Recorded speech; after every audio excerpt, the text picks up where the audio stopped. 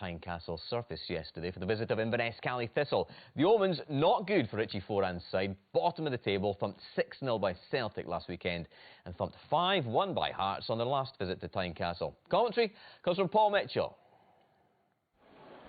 Ian Cathro makes 4 changes to the side that drew with Hibs, Walker, Nicholson and Martin onto the bench. There's no Cowie, replaced by Kitchen, Chuli, Johnson and Joom. For Caley Thistle, 5 changes from the Scottish Cup loss. There's no Gary Warner, Brad Mackay in defence. Debut for Lewis Lang alongside Jamie McCart, Polworth, Mulroney and Cole also in. Chuli's corner. Concalves went up. Kitchen fights for it. Concalves! Good block in the box from Ross Draper. But he's showing his alertness already. Concalves won the initial header and chased down the little pass forward from Kitchen. Raven onto Mulroney. Mulroney will run it Soa. Soa takes him down. Clumsy challenge. Easy one for referee Bobby Madden. That'll be Greg Tansey to play it in. Tansey right footed. Cartomarco is up and it's in. That's a simple header. He's got used to celebrating goals this season. That's his 7th. 24 minutes gone. He beat Aaron Hughes. Jack Hamilton furious with his defence. Cartomarco with a goal. McCart. That's long. Draper gets the better of Hughes. That's trying to say there was a push there. The referee didn't give anything. And Ross Draper seeking his 5th of the season. Kitchen. Concalves back onto Kitchen. Kitchen onto Johnson. There's a man outside him. He went himself back. Struna was calling for the ball. He was in great position. Instead, Johnson went himself. It took a little nick and onto the bar it went. Not happy with what he's seeing so far. Struna short. Surely that was a little bit heavy if that was a pre-prepared move.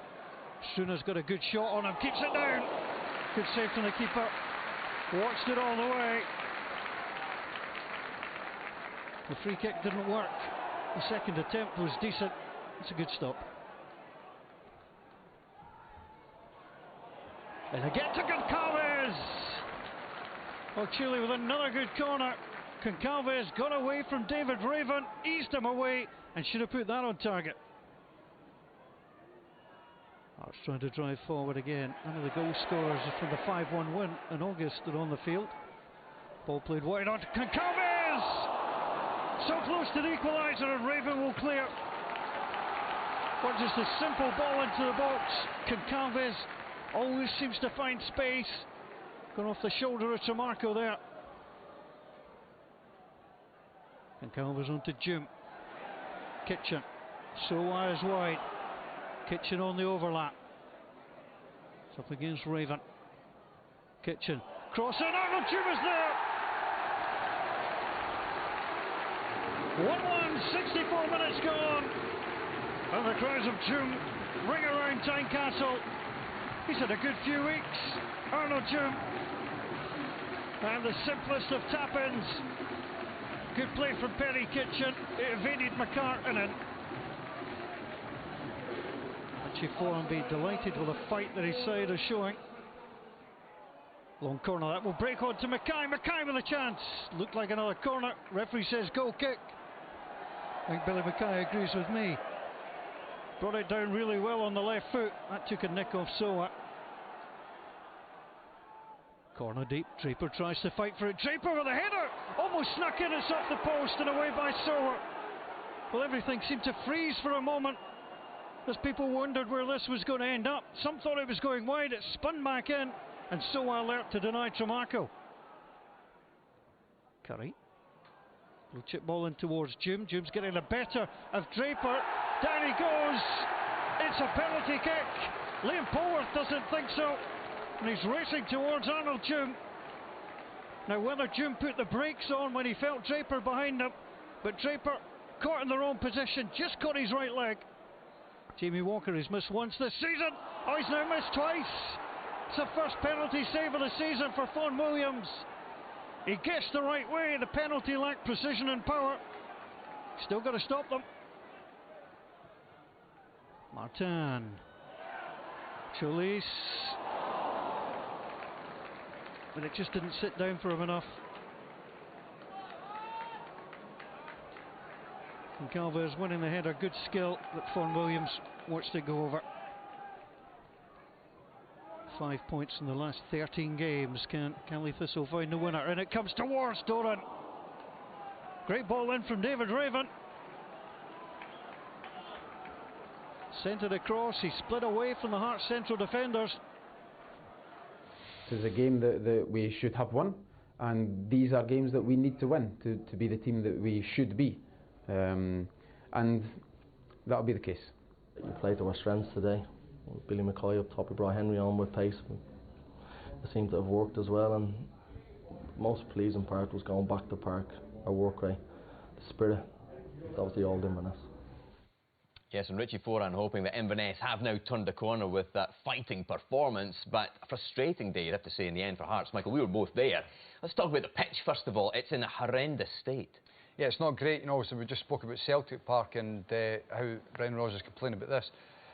Tynecastle's in a lot worse state, and you know, the talk is obviously with the new main stand, they're going to rip up and put a new park down next season, but in the interim period it's going to be a real concern for Cathro and the players, because it's hampering the side. There's no doubt about that. They need an improved surface now, don't they? Yeah, I know, but you know, I suppose it all comes down to finances. What are you going to do when you've got a big expenditure on the way? You're going to put a new park down next season. It's difficult to sort of guess or understand what the plan is for the next part of the season before that gets done. You weren't happy with what you thought was a lack of width from Hearts. Was it the wrong formation? Well, it's not so much the wrong formation. I mean, look at this. These are the areas of Tynecastle where you want to try and exploit. In behind the full-backs, they've got 3 players, Hearts here, none of them offering any real penetration. It allows Inverness to have the game played in front of them. Eventually, when it gets out in the wide area, you've got 4 Inverness players who are covering that area. He's 40 yards off the byline, so the width that they do get in the game is far too deep. It forces everything in the field, and it's in front of Inverness where they're comfortable. I mean, Inverness were well set up, they were structured, and they made it difficult for Hearts, but again, the build-up looked too slow. Go back the way. Nothing on. It is predictable, and look what actually ends up with this in this attack. Back to the goalkeeper, shanks it out, and it ends up a throw-in for Inverness in the Hearts half. On this occasion, this is what Hearts tried to do. Into the middle, they get the wide man stepping off the line to try and pull the full-back in to create more space in the wide area for Soa to go. But it's predictable. I mean, look, David Raven sees that going on. Inverness have obviously worked on this. Mulrenny tracks the run, so when they actually do pick the ball up again, Inverness' backline in place. They're not penetrating at all, and this ends up with a poor cross, and the move fritters out. So Inverness deserves some credit for sure. And look, they do. But look at this one again. A perfect example. The space out wide, high up. It allows Inverness to defend narrow. There's no penetration in the wide area at Tynecastle. Force the ball in field. And it means that when you're trying to play through those narrow areas, you've got a narrow back four. It makes it even more difficult. And look, Tynecastle, I've gone about this a lot, Jonathan. Tynecastle is a small park. It's 25% smaller than a lot of parks in Scotland. Celtic Park, Hampden, and the game that they're about to play midweek at Easter Road, it's almost 25% smaller than that. 22%. 22%, you're right. You've been working on that all day. And the point being here that when you're playing a style of football that's forcing things into the middle of the park, when it's already in a small pitch, it's very difficult. And when you couple it with the poor surface at Tynecastle, I just don't think that they're playing the right style, in particular at Tynecastle. You get that measuring tape out again, Michael. It was all up there, Jonathan, no measuring tape.